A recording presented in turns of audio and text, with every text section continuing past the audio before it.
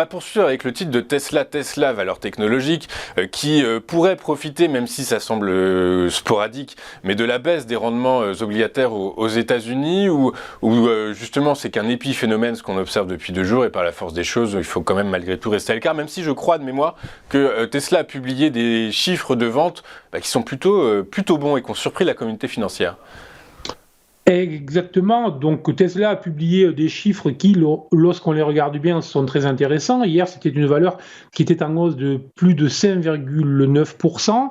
Et sur le plan technique, puisque vous parliez des valeurs tech, on va constater quand même que le Nasdaq, je vous en parlais lorsque j'étais dans vos locaux il y a 2 semaines maintenant, je vous parlais justement du fait que le Nasdaq était proche d'un signal baissier assez puissant. Et il travaille depuis en fait une semaine un niveau support. Tant que ce support tient, je dirais, ça tient.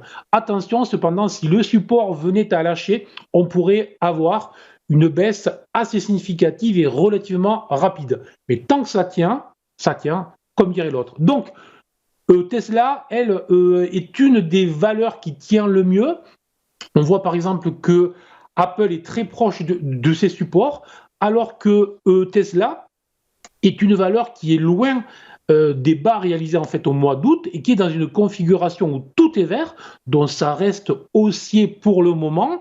Maintenant, ça reste haussier dans un large range qui est marqué par une zone de résistance à 299, par une zone support à 212, 217. Tant qu'on reste au milieu, il y a très peu de choses à faire, je dirais. Et à plus court terme, elle est inscrite dans un couloir horizontal, ce qu'on appelle un trading range, plus étroit entre les 278 $ et les 235 $.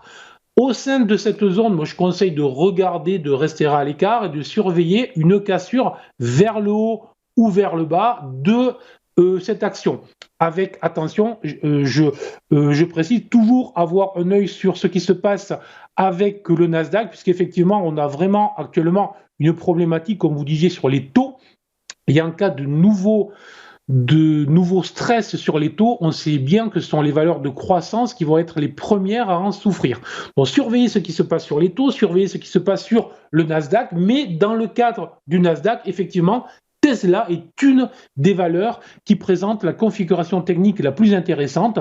Il faudrait qu'elle s'affranchisse dans les prochaines heures, les prochains jours, du niveau des 278 $, tout simplement, pour avoir ensuite une accélération.